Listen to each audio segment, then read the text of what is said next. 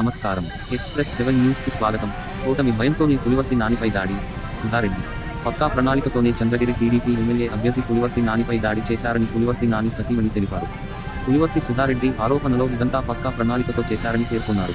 ఆమె ఈ సందర్భంలో మీడియా ముందు మాట్లాడుతూ, కూటమి భయంతోనే పులివర్తి పోలీసులకు 4-5 సార్లు ఫోన్ చేసి నన్ను అసభ్యంగా మాట్లాడారని, మీడియా వాళ్ళ ఆ దేవుని దయతో పులివర్తి బ్రతికారని అన్నారు. ఇలాంటి వారి మీద ప్రభుత్వం తప్పక చర్యలు తీసుకోవాలన్నారు. ఈ సంఘటనను మీడియా ముందు మాట్లాడిన చిత్తూరు తెలుగుదేశం ఎమ్మెల్యే దెబ్బలైనాయి. అన్న ఫైరింగ్ కూడా చేసేసాడు. మన వాళ్ళు అలర్జీ.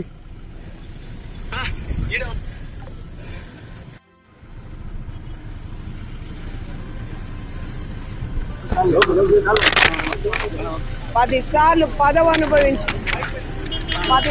సంవత్సరాలు పదవి అనుభవించి ఈ రోజు పదవి పోగొట్టుకుంటున్నామని నాని గారి మీద హత్యాయత్నం చేసే స్థాయికి దిగజారినాడు ఎమ్మెల్యే అంటే ఎక్స్ ఎమ్మెల్యే. ఎవరు ఇంట్లో ప్యాకేజ్ మొత్తం చెవిరెడ్డి కావచ్చు, తమ్ముడు చెవిరెడ్డి రఘు కావచ్చు, కొడుకు మోహిత్ కావచ్చు, మొత్తం అంతా ఏ బుద్ధులతో పుట్టేశారో వాళ్ళ ఇంట్లో మనకు అర్థం కాలే. వాడికాడు ఇక్కడ అటాక్ చేస్తాడు, ఏమి తెలియనట్టు లోపల నిలబడుకుంటాడు. మీకు తెలియని విషయం, వాడు నన్ను అవమానించాడు లోపల. అంటే ఈ కుటుంబం ఓడిపోతామనే దీన్ని తట్టుకోలేక ఈ స్థాయికి దిగజారినారంటే ఎంత వెల్ ప్లాన్డ్ ఇది.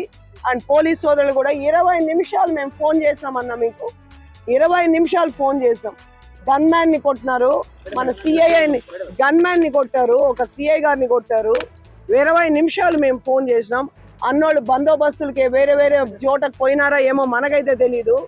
ఎవరూ లేరు ఇక్కడ. అసలు ఒక యూనివర్సిటీ క్యాంపస్ లోపలికి గొడ్డళ్ళు ఏంటి, సమ్మెట్లు, బీర్ బాటిళ్ళు, కార్లు ఎత్తుకొని వస్తే ఒకడు చెక్ చేసేవాడు లేడా? గేట్ దగ్గర ఒక పోలీస్ లేడు. జస్ట్ గేట్ ఎంట్రన్స్ లో ఒక పద్మావతి మహిళ అంటే ఒక మహిళా యూనివర్సిటీ ఎలక్షన్ టైము ఒకడు కార్ చెక్ చేయలేదు. ఎంత ప్రీ ప్లాన్ అంటే ఏ దేవుడి దయ్యో ఆయన బ్రతికారు. వాడు మీరు వీడియో చూసే ఉండుంటారు. ఇప్పుడు చెప్తున్నది, మన పైన లాఠీ చార్జీలు, ప్రెస్ వాళ్ళ పైన లాఠీ చార్జీలు చేస్తున్నారు, కానీ పోలీసులు వాళ్ళని ఇంతవరకు అరెస్ట్ చేసుకోలేకపోతున్నారు. మేము కేసు రిజిస్టర్ చేస్తున్నాం. వాళ్ళంత మందిని రిమాండ్ కు పంపించలేదా? రేపు మొత్తం చంద్రగిరి రోడ్ల మీద ఉంటుంది. మొత్తం వాడేదో మాట్లాడుతూ ఉంటాడు నోటికి వచ్చినట్టు. వాడి వయసు ఎంత అని వాడు మోహిత్ కి నన్ను మాట్లాడేది ఏంటి? ఆ కుటుంబానికి ఇదే బుద్ధులు. 2019లో కూడా వాడు ఇట్లే చేసినారు. వాళ్ళ భార్య కావచ్చు, వాళ్ళ అమ్మ కావచ్చు, ఇదే చేశారు 2019లో కూడా. ఇప్పుడు కూడానా వాళ్ళ నాన్న పోయినసారి వాళ్ళ నాన్న, వాళ్ళ భార్య, వాళ్ళ అమ్మ చేసినారు. వీడు అప్పుడు లేడు, ఇప్పుడు వాళ్ళ తమ్ముడు చేస్తాడు. ఇక్కడ లోపల వాడు క్యాండిడేట్, వాడు మోహిత్ ఉంటాడు, వాడు నన్ను అవమానపరుస్తాడు. అక్కడే ఇలా జరిగితే ఇంకా అమాయక ప్రజలు నివసించే జాగాలో ఎటువంటి గలాటలకి, ఎటువంటి అల్లర్లకు పాల్పడతారనేది ప్రజలందరూ కూడా గమనిస్తున్నారు. ఇటువంటి ప్రభుత్వాన్ని తరిమి కొట్టడానికే ప్రజలు 13వ తేదీన భారీ మ్యాండేట్ ఇచ్చారంటే తెలుగుదేశం గెలవబోతుంది, తెలుగుదేశం నాయకులు భారీ మెజారిటీతో గెలుస్తున్నారనే ఆవేదన ఈ వైఎస్ఆర్ పార్టీ నాయకుల్లో మతి భ్రమించి ఇటువంటి పిచ్చి ఆటలకు పాల్పడుతున్నారు.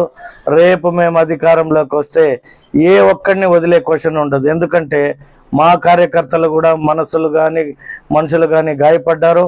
వారిని మేము ఆపడానికి కానీ ఆపినా వాళ్ళు ఉండే పరిస్థితిలో ఉండరు. కాబట్టి మరొక్కసారి ఎస్పీ గారికి ప్రత్యేకంగా మీరు వీటిపైన కఠినమైన చర్యలు తీసుకోకపోతే ఎక్కడ ఇంకొక అల్లరి జరిగినా తెలుగుదేశం పార్టీ కార్యకర్తల పైన కానీ నాయకుల పైన కానీ ఏ ఒక్క కార్యకర్త ఊరికే ఉండే పరిస్థితి లేదు. తర్వాత ప్రజలు మీకు మా ప్రభుత్వం వచ్చినాక బుద్ధి చెప్పడానికి సిద్ధంగా ఉన్నామని తెలియజేసుకుంటున్నాం. Thank you.